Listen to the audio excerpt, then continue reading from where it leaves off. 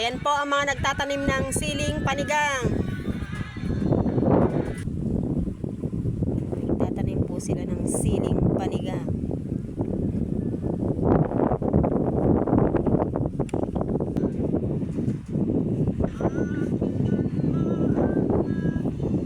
Kayo po, ano po yung ginagawa nyo dyan?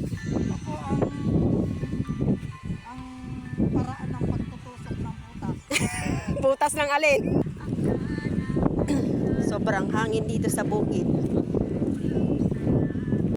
Lakas ng hangin.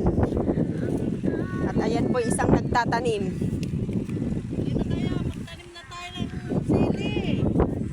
At nani na yung sibuyas. Sinani na. Nani na ni Bagyo ano. Ang Bagyo Pipito. Pipito. Sabi mo kung gaano ano yung tinatanim mo ah. Sili. Kaya nga ganito po ang pagtatanim kami. Ito po ang pagtatanim ng sili. Nakatuwad. Hindi maipit ang bilbel. Hinihingal. Ganon.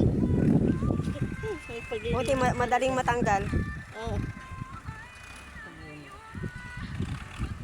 Ayan po. Tatanim. Kapag ano, Shoot sa butas. susit sa butas. Malapit na.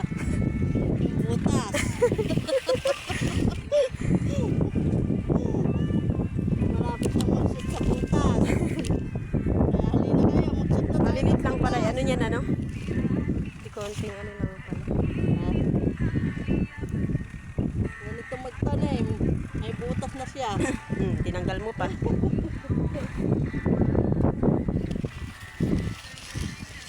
Nung nagtanim nga ako ng ganito kalaang kilo, napasubo lang ako eh. Diyos ko, hirap. Panigang din. Hindi. Ay yung ano? Tingala na yan. Diyos ko, hinihingal ako. Oh, at least ngayon mahal. Diyos ko, Hindi na pwede yung ano na yan. Yung nasa dalawa na yan. ito ang nangyari. Ang kapalit ng sibuyas. Bali magkano ang Sili. panyan? Isang ganyan. 180. 180? Oo. Ilang butas yan? 100 na mahigit ata yun eh.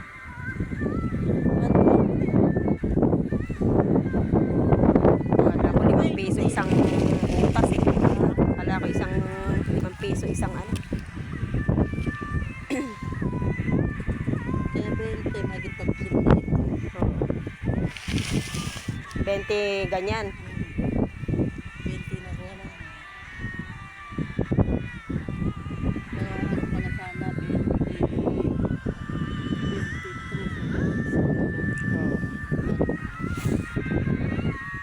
At ayan, tapos na magpatubig.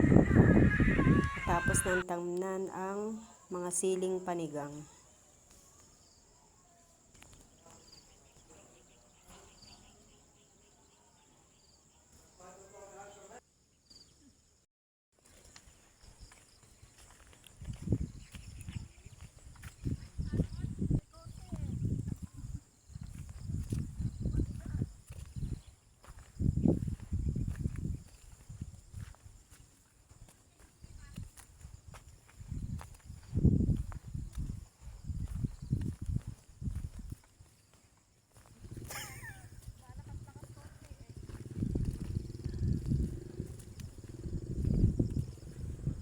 Mga bagong tanim na sili.